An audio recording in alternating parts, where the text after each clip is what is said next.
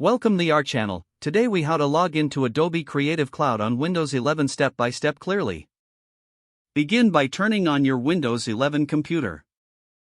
Ensure that you have a stable internet connection. Locate the search bar on your taskbar. Type Adobe Creative Cloud in the search bar. Click on the Adobe Creative Cloud application when it appears in the results. If the app is not installed, visit the Adobe website to download it. Once the application opens, look for the Sign In button on the welcome screen. Click on the Sign In button. You will be prompted to enter your Adobe ID or email address.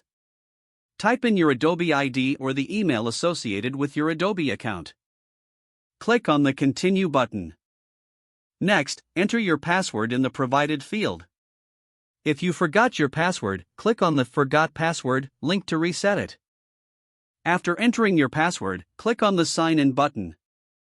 You may need to verify your identity if prompted, using two-factor authentication. Follow the on-screen instructions to complete the verification process. Once verified, you will be directed to your Adobe Creative Cloud dashboard. You are now successfully logged into Adobe Creative Cloud on Windows 11. Explore the various applications available for your use. If the page does not load, refresh the browser or try again in a private or incognito window. Make sure you are using the correct email address, then retype it carefully to avoid small typos. If your password is not accepted, use the reset option and create a new strong password you can remember.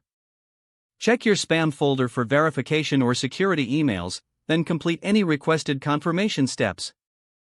Enable two-factor authentication if available to improve account security and reduce unauthorized access risk. After signing in, review your profile details so your contact information and settings are accurate and current. If you see an error message, note it down and try again after restarting your device and internet connection. Log out when you finish, especially on shared devices, to keep your account and payment information secure. If the page does not load, refresh the browser or try again in a private or incognito window.